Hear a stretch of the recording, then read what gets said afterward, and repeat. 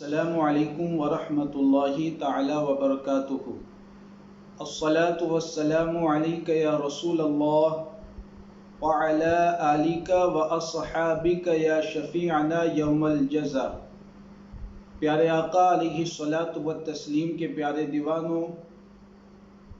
فی الحال lock down جاری ہے اور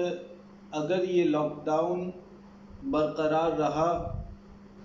اور عید کے دن بھی اسی طریقے سے اگر لاک ڈاؤن رہا تو بہت سارے مسلمان بھائیوں میں یہ کشمکش پائی جا رہی ہے کہ آخر عید کے دن اگر لاک ڈاؤن رہا تو عید کی نماز کے تعلق سے شریعت کا کیا حکم ہوگا، عید کی نماز کے تعلق سے ہماری شریعت ہمیں کیا رہنمائی عطا فرماتی ہے۔ بہت سارے مسلمان بھائیوں کی طرف سے اس کے تعلق سے سوالات بھی ہو رہے ہیں، لہذا آج میں آپ کے سامنے اسی کے تعلق سے چند احکام اور شریعت کی چند باتیں عرض کرنے کے لیے حاضر ہوا ہوں۔ اگر یہ لاک ڈاؤن جاری رہتا ہے اور عید کے دن بھی اسی طریقے سے لاک ڈاؤن رہتا ہے اور گورنمنٹ کی طرف سے مسلمان بھائیوں کو عید کی نماز کی ادائیگی کے لیے مسجد میں یا عیدگاہ میں جمع ہونے کی اجازت نہیں دی جاتی ہے، تو ایسی صورت میں ہماری شریعت یہ رہنمائی فرماتی ہے کہ ہمیں عید کی نماز کے تعلق سے لاک ڈاؤن کی حالت میں اس طریقے سے کرنا ہے کہ ہم جیسے جمعہ کی نماز ادا کرتے آ رہے ہیں، اس سے پہلے لاک ڈاؤن میں جیسے ہم جمعہ کی نماز پڑھتے آ رہے ہیں کہ جتنے افراد کو پرمیشن اور اجازت ہے اتنے افراد مسجد میں جا کر کے جمعہ کی نماز ادا کرتے گئے، بالکل اسی طریقے سے اگر لاک ڈاؤن قائم رہتا ہے تو شریعت کے اعتبار سے ہمیں یہ حکم ہے کہ جتنے افراد کو پرمیشن اور اجازت ہے اتنے افراد مسجد میں یا عیدگاہ میں جا کر جماعت کے ساتھ عید کی نماز ادا کر لیں۔ چونکہ 5 افراد کو اجازت ہے لہذا 5 افراد مسجد میں یا عیدگاہ میں جا کر کے عید کی نماز ادا کریں۔ اب رہا یہ سوال کہ باقی مسلمان بھائی جن کو گورنمنٹ کی طرف سے پرمیشن اور اجازت نہیں ہے وہ مسلمان بھائی آخر کیا کریں، تو شریعت کے رہنمائی ان مسلمان بھائیوں کے تعلق سے یہ ہے کہ جب گورنمنٹ کی طرف سے ان کو پرمیشن اور اجازت نہیں ہے تو یہ مسلمان بھائی مجبور گئے معذور گئے، اور جب یہ مجبور گئے اور معذور گئے تو شرعاً ان پر عید کی نماز واجب ہی نہیں گئے۔ جب عید کی نماز واجب ہی نہیں گئے تو اب آپ جتنے بھی مسلمان بھائی ایسے ہیں کہ جن کو گورنمنٹ کی طرف سے پرمیشن نہیں گئے، ان تمام مسلمان بھائیوں کے لیے حکم یہ ہوگا کہ آپ تمام مسلمان بھائیوں پر عید کی نماز واجب ہی نہیں گئے۔ اگر آپ عید کی نماز ادا نہیں کرتے گئے تو شریعت کے اعتبار سے آپ کسی بھی طرح گنہگار نہیں ہوں گے، لہذا آپ مطمئن رہیں اور جو رہنمائی بتائی گئی ہے کہ جتنے افراد کو پرمیشن ہے اتنے افراد عیدگاہ میں یا مسجد میں جا کر عید کی نماز جماعت کے ساتھ ادا کریں،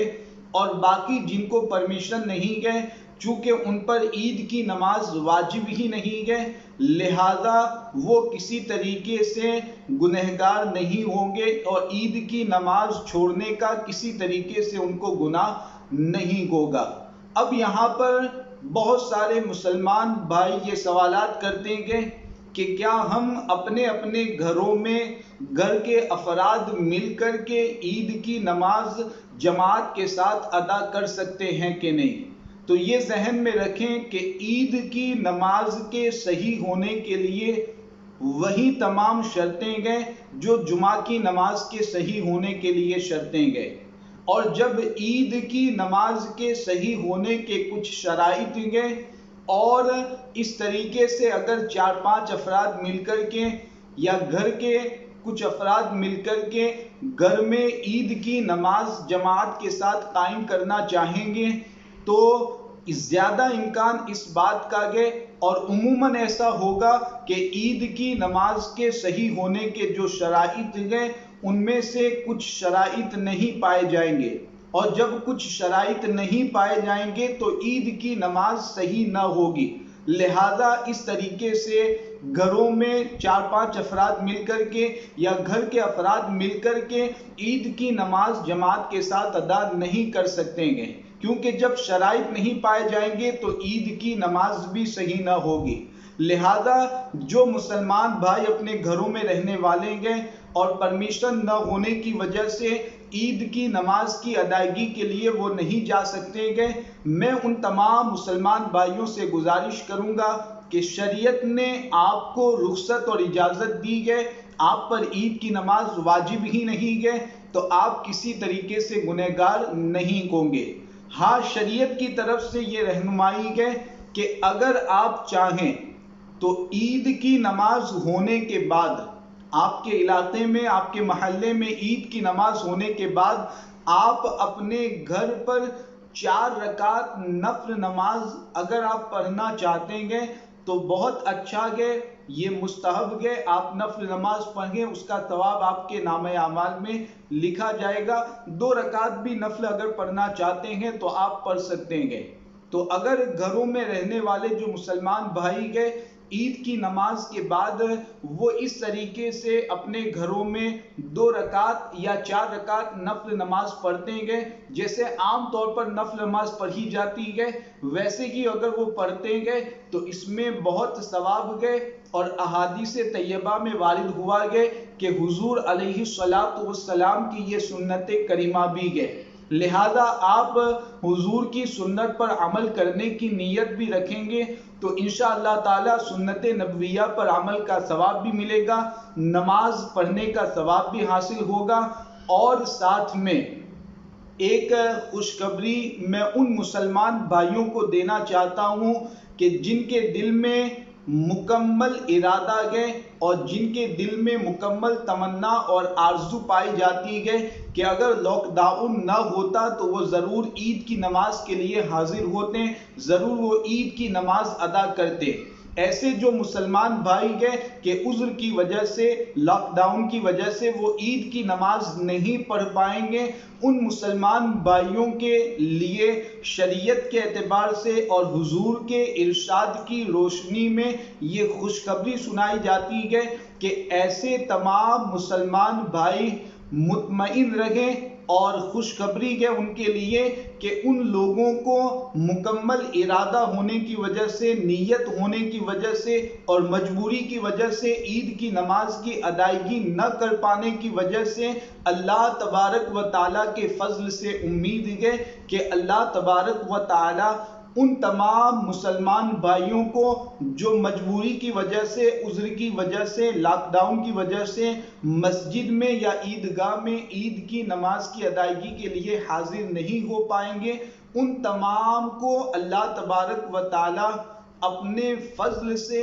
ان کو بھی عید کی نماز کا ثواب عطا فرمائے گا۔ یہ حدیث پاک میں وارد ہوا ہے اور اسی کی روشنی میں میں آپ کے سامنے عرض کر رہا ہوں۔ لہذا مسلمان بھائیوں کے لیے یہ خوشخبری ہے اور ہماری شریعت کی طرف سے مسلمان بھائیوں کے لیے آسانی ہے، اور ایسے ماحول میں بھی ہماری شریعت ہماری رہنمائی کرتی ہوئی نظر آ رہی ہے، اور خاص طور سے شریعت نے کتنی آسانی ہمارے لیے پیدا کر دی ہے، اور حضور علیہ الصلوۃ والسلام کے ارشاد کی روشنی میں ہم پر اللہ کا کتنا فضل ہے کہ اگر ہم نیت رکھتے ہوئے عذر کی وجہ سے عید کی نماز ادا نہیں کر پائیں گے تب بھی اللہ تبارک و تعالی ہمیں اپنے فضل سے عید کی نماز کا ثواب عطا فرمائے گا۔ لہذا تمام مسلمان بھائیوں سے گزارش ہے کہ عید کی نماز کے تعلق سے جو بھی باتیں بتائی گئی گئے، جتنے احکام شریعت کے آپ کے سامنے پیش کیے گئے گئے، ان تمام شریعت کے احکام کو آپ اچھی طریقے سے سنیں، خود بھی ان احکام پر پابندی کے ساتھ عمل کریں اور دوسرے مسلمان بھائیوں تک بھی ان احکام کو اور ان باتوں کو پہنچانے کی کوشش کریں۔ اللہ تبارک و تعالی ہم سب کو اپنی رضا کے لیے عبادت کرنے، اپنی رضا کے لیے، اپنی خوشنودی کے لیے اللہ تبارک و تعالی ہم سب کو زندگی گزارنے کی توفیق عطا فرمائے۔ السلام علیکم ورحمۃ اللہ تعالی وبرکاتہ۔